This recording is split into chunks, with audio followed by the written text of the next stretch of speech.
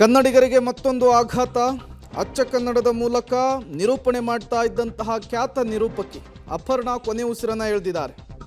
ಕನ್ನಡದ ಖ್ಯಾತ ನಿರೂಪಕಿ ಅಪರ್ಣಾ ವಿಧಿವಶರಾಗಿರುವಂಥದ್ದು.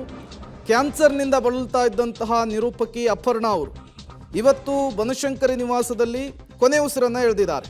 ಖಾಸಗಿ ಆಸ್ಪತ್ರೆಯಲ್ಲಿ ಚಿಕಿತ್ಸೆ ಪಡಿತಾ ಇದ್ರು ಅಪರ್ಣಾ ಅವರು.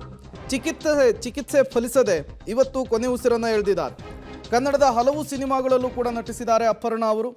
1984ರಲ್ಲಿ ಕನ್ನಡ ಚಿತ್ರರಂಗಕ್ಕೆ ಅಪರ್ಣಾ ಅವರು ಪಾದಾರ್ಪಣೆ ಮಾಡಿದ್ರು. ಮಸಣದ ಹೂವಿನ ಮೂಲಕ ಚಿತ್ರರಂಗಕ್ಕೆ ಎಂಟ್ರಿಯನ್ನು ಕೊಟ್ಟಿದ್ರು. ಅದಾದ ಮೇಲೆ ಕನ್ನಡದ ಮನೆ ಮಾತಾಗಿದ್ರು ಅಪರ್ಣಾ ಅವರು. ಈಗ ಅಪರ್ಣಾ ಕೊನೆ ಉಸಿರನ್ನು ಎಳೆದಿರುವಂಥದ್ದು.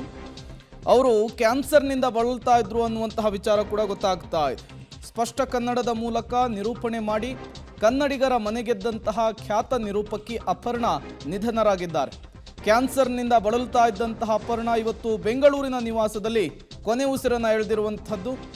ಇವತ್ತು ಸಂಜೆ ಅಪರ್ಣಾ ಬನಶಂಕರಿಯ ಸೆಕೆಂಡ್ ಸ್ಟೇಜ್ನಲ್ಲಿರುವಂತಹ ಅವರ ನಿವಾಸದಲ್ಲಿ ಕೊನೆ ಉಸಿರನ್ನು ಎಳೆದಿದ್ದಾರೆ.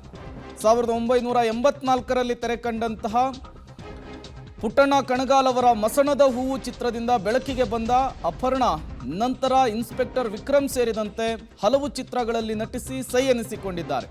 ಸಿನಿಮಾಗಿಂತ ನಿರೂಪಕಿಯಾಗಿ ಅಪರ್ಣಾ ಎಲ್ಲರ ಮನಸ್ಸನ್ನು ಗೆದ್ದಿದ್ರು. ಸ್ಪಷ್ಟ ಕನ್ನಡದ ಮೂಲಕ, ಅಚ್ಚ ಕನ್ನಡದ ಮೂಲಕ ನಿರೂಪಣೆ ಮಾಡುವ ಮೂಲಕ ಭಾರೀ ಜನಪ್ರಿಯತೆಯನ್ನ ರಾಜ್ಯದಲ್ಲಿ ಪಡೆದುಕೊಂಡಿದ್ರು ಅಪರ್ಣಾ ಅವರು. 90ರ ದಶಕದಲ್ಲಿ ಚಂದನ ವಾಹಿನಿಯಲ್ಲಿ ಮೂಡಿಬಂದ ಹಲವು ಕಾರ್ಯಕ್ರಮಗಳನ್ನು ನಿರೂಪಿಸಿ ಸೈ ಎನಿಸಿಕೊಂಡಿದ್ದು. ನಂತರ ಭಾರತ ಸರ್ಕಾರದ ವಿವಿಧ ಕಾರ್ಯಕ್ರಮದ ನಿರೂಪಣೆಯನ್ನು ಮಾಡಿ ರೇಡಿಯೋ ಜಾಕಿಯಾಗಿಯೂ ಕೂಡ ಕಾರ್ಯವನ್ನು ನಿರ್ವಹಿಸಿದರು. 1998ರಲ್ಲಿ ನಡೆದಂತಹ ದೀಪಾವಳಿ ಕಾರ್ಯಕ್ರಮವೊಂದನ್ನು 8 ಗಂಟೆಗಳ ಕಾಲ ನಿರೂಪಣೆ ಮಾಡಿ ದಾಖಲೆಯನ್ನು ಬರೆದಿದ್ರು ಅಪರ್ಣಾ.